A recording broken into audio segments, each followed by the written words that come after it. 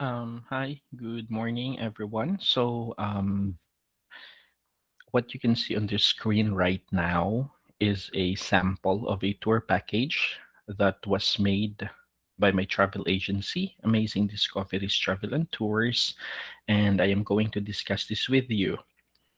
As I have checked, tomorrow is a holiday, Feast of the Immaculate Conception. So I will just give your time tomorrow not to wake up early. So I have opted to just record the lesson for tomorrow, and then we will just discuss it again sa sunod naton nga live class. So what I have mentioned before, excuse me, what I have mentioned before, that the travel agency ang isa gid sa pinaka-important nga kinahanglan naton obrahon is a travel and tour package, because with the travel and tour package we will be able to draft a lot of travel and tour package nga pwede naton ibaligya sa aton nga clients, provided of course that it is complete. So previously we were able to discuss kung ano ang mga ingredients ng isa ka tour package, and what you are seeing right now is a sample tour package that I have designed for National University of Manila, and I am going to discuss this with you pa isa-isa sa inyo para nga you will be able to have a grasp kung ano gid ang isa ka complete nga tour package, because as what I have told you before, this is what you are going to use if ever nga mag-submit na kamo sa inyo nga output para sa travel and tour management. Okay? So if you are going to look at here now, so you have to make sure always nga kung mag-ubra ka mo sa tour package, it has to be presentable. Kay daw this will serve already as a contract para sa inyo nga client. So if you can see here, this is the logo of the travel agency, no? So the Amazing Discoveries Travel and Tours, wherein we are a member of the Philippine Travel Agencies Association, and we are also an accredited travel agency of the Department of Tourism. So with that, nga daan, makita na nga daan sang client nga ay okay, legit ini sila, hindi ini sila fly-by-night nga travel agency, or hindi ini sila travel agency nga after naton bayad, madula na. Okay? So, if you are going to look at here, diri ninyo makita kung ano gid ang pinaka-unod sang tour package para kay sino, number of packs, professors, etc. So when you make a tour package, make sure that everything is already there. Otherwise, masulit-sulit na naman mamangkot na naman sila, sir, anong inclusions, etc., etc. So make sure that everything that you want to convey, or everything na gusto mo ihatag or ipakita sa client, is already there. Okay? So, ang ako nga proposal is an example of a complete tour package. Ang proposal ni for National University of Manila. So, this is the client. National University of Manila. And then pagkatapos, ang ilang course is a BS Tourism Management. Okay? So, ang course nila is BS Tourism Management. The number of students are 80 packs. Okay, so aware ka mo sang packs nato, no? Packs means passenger or sometimes guest or people. Pero sa travel agency, we use the abbreviation packs for passenger. Okay, so there are 80 students traveling together, and then there are also 4 professors. Okay, so may ara man sang 4 packs nga ma-join. So total of 84 students. And then the travel date is December 1 to 3, 2021. Okay, so travel date is December 1 to 3, 2021. And this would be a 3 days, 2 nights tour package. Okay, destination is Rojas City and Capiz Province. And then the proposed budget. When you say proposed budget, this is not yet the actual budget nga bayaran sang student. Depende pa sa inyong agreement or depende pa sa inyong discussion But usually, amo na ni ang pinaka, let's say, safe nga budget nga pwede mo sukton sa student based on the inclusions that will all be stated dira sa dalom. So if you can notice, we have the proposed budget which is 15,000 per student plus apat ka FOC. Okay, so the meaning of FOC is free of charge.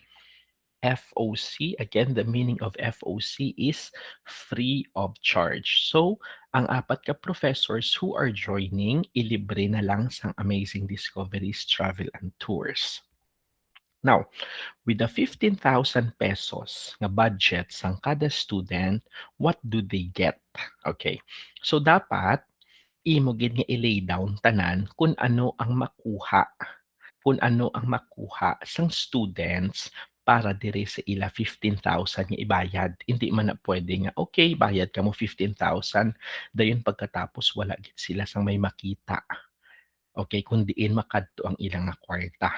So dapat it should be laid down to the students kung ano ang ilang nga bayaran for that 15,000 pesos or what we call the inclusions. Now, so for the inclusions here, I have stated here, no? So I have like 15 inclusions tanan-tanan.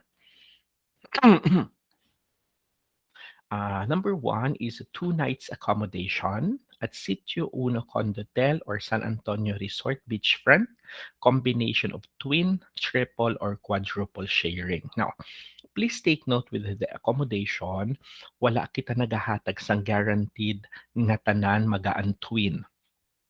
Ano gani ang twin? 2 in a room. Ano gani ang triple? 3 in a room. Ano gani ang quadruple? 4 in a room. But then, we do not guarantee it to our client because sometimes there are hotels yang nga wala sila sang triple. Or there are hotels nga wala sila sang twin, puro tanan triple or quadruple. So, importante, they can be accommodated. Okay? Importante that they can be accommodated sa hotel regardless kung ano ang accommodation because wala mo man yagin guarantee nga pag-abot nila sa hotel ang ihatagid sa ila is a twin accommodation or triple or quadruple. So it's a combination kung ano ang available upon check-in. Okay? So kung ano lang ang available, it could be a twin, it could be a triple, or it could be a quadruple sharing. Okay, so una nilang inclusion, we get to have the 2 nights accommodation. Okay, so December 1 sang gabi, and then December 2 sang gabi, and then they will check out on December 3rd. So that's 2 nights accommodation. Number 2 is a round-trip airline ticket via PAL, Cebu Pacific, or AirAsia. Okay, so since proposal pa lang ini, wala pa ikaw sang actual nga na-book nga ticket. So it will still depend. Take note, hagin red ko, final airline option will depend on the seat availability that can accommodate 84 passenger. So for example, si Palya, by the time nga nag-book ikaw, wala nakalabot sa 84. So you can move to Cebu Pacific. Kung wala naman sang available si Cebu Pacific nga maka-accommodate sang 84 katawo, then you go to AirAsia. To answer question, what if si PAL, Cebu Pacific, or AirAsia hindi tanan? Then, you have the option nga tunga-tungaon sila. Some will be accommodated sa PAL, some will be accommodated sa Cebu Pacific, others can be accommodated in AirAsia. But of course, this will depend sa gusto sang client. Or sometimes, pwede nila i-move ang ilang travel date because they all want to be accommodated in one airline. Now, do not commit availability of the airline seat unless may ara ka sang booking. Kay base naghambal ka karon, yes, possible kid nga December 1 pal kamo tanan-tanan. And then suddenly wala ka pagali booking and then suddenly nag-cancel si pal. Wala sang December 1 nga flight. O di nahuyan ka subong sa imo mga guest. Okay? So you have to make sure nga may ara ka anay sang actual nga booking sa imo nga travel agency going with your supplier, which is the airline, to make sure that they can be accommodated before you make any guarantee. Okay? Number three, inclusion is a check-in baggage of 10 kilos per passenger plus 7 kilos hand carry. So check-in baggage, this can be check-in no, sa airline and then 7 kilos hand carry. And then, ang ilang full board meals is also included to meal to start upon arrival until departure. When you say full board, we have discussed that one before. When you say full board, that's breakfast, lunch, and dinner. Okay? So, breakfast, lunch, and dinner na siya, full board. Usually, in a group tour, better nga full board ang gina-offer nga meals para hindi na mabudlayan ang imong mga guest magpangita sa mga kalan-an or hindi na mabudlayan ang imong nga guest nga magpangita kung diin pa sila makaon. So better gid nga ang i-offer mo na lang is full board na lang gid. So meals to start upon arrival until departure. So kung nag-arrive sila for example 10:10 in the morning, so usually, ang pinaka-first mo nga meal would be lunch. And then kung ang departure naman nila is say 8 in the evening, so most likely ang imo pagid dira iya nga pinaka last meal for the group would be dinner. Okay? So importante gid ina iya. And then make sure also that the meals masatisfy gid ang imo mga guests. That is very important nga because ang meal is very important gid especially on tour. Guests usually look forward nga nga manami ang ilang meals, okay? So you have to make sure gid that the meals are very good. Of course, we have the fully air-conditioned bus to be used during the tour. And remember, if you are an DOT accredited travel agency, dapat ang imo man nga supplier should be DOT accredited. Just additional safety because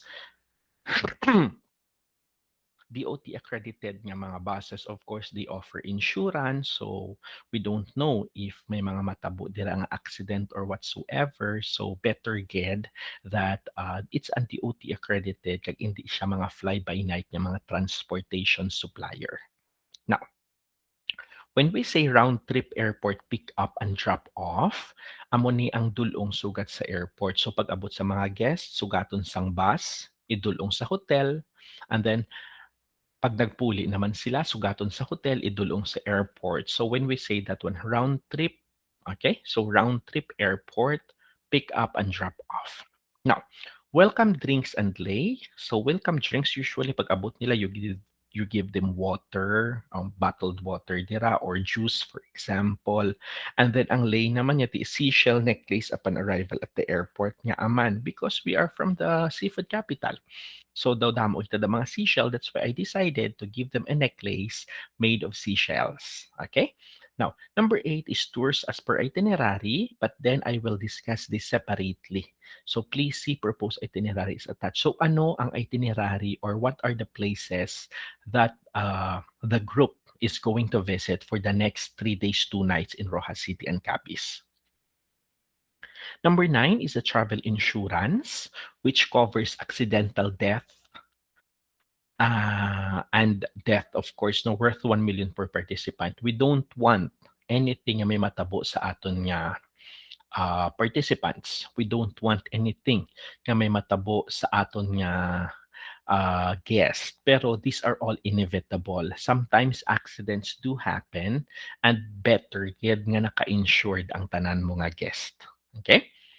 Number 10 is the hygiene kits, of course, because of COVID. So wet wipes, alcohol, tissue, souvenir t-shirt, and bags for each participant. 11 is a fellowship on the last night at El Circulo Convention Center with dinner.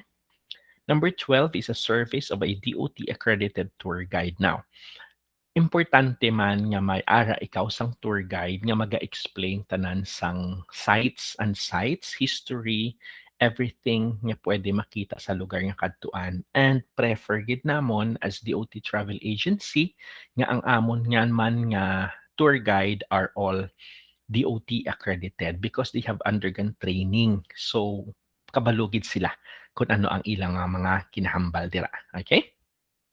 And then travel coordinators from the travel agency. Now, travel coordinators are not the tour guide, but these are the staff of the travel agency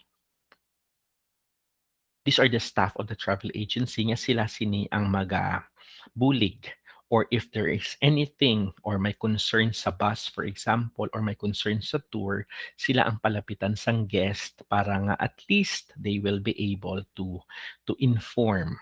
Okay, ma-inform nila ang travel agency niya, ay nagka-problema, so we need to fix this one. So importante gid nga may travel coordinators, service of a professional photographer. Syempre, we also send professional photographer to capture the moment. Although ang mga students na or ang mga guests, they have their own cell phone for selfie, for taking picture, mas maayo gid siya nga may professional photographer that will capture the moment and then pagkatapos amo ini ang ihatag naton sa aton nga guest at the end of the tour. Sila na lang na bahala magpa-recopy pero at least na-capture gid bala ang mga moments professionally, especially ang mga group photos for example. And of course, we need to have a tour seminar to be done in Manila prior to actual tour. Amo ni ang kinatawag naton sometimes nga daw um, orientation.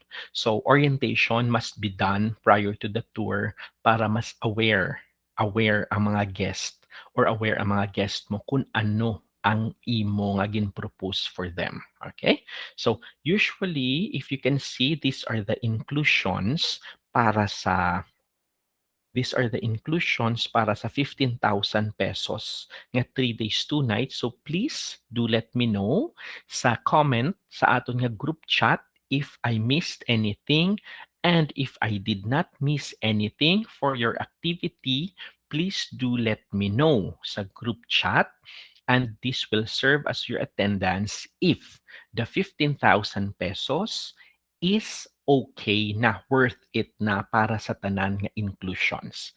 Again, for your activity, please do let me know sa group chat that will serve as your attendance pag nag-comment ka mo if the 15,000 pesos nga akon gin-charge sa kada student is already fair enough or do you think it's more expensive or do you think cheap siya or okay lang and then mahambal na sir okay na gid siya because with our 15,000 kumpleto na gid tanan, please do let me know sa aton nga group chat. Okay, I will be waiting para sa inyo nga comment until tomorrow at 10 in the morning. Okay? Until tomorrow at 10 in the morning. Thank you, everyone.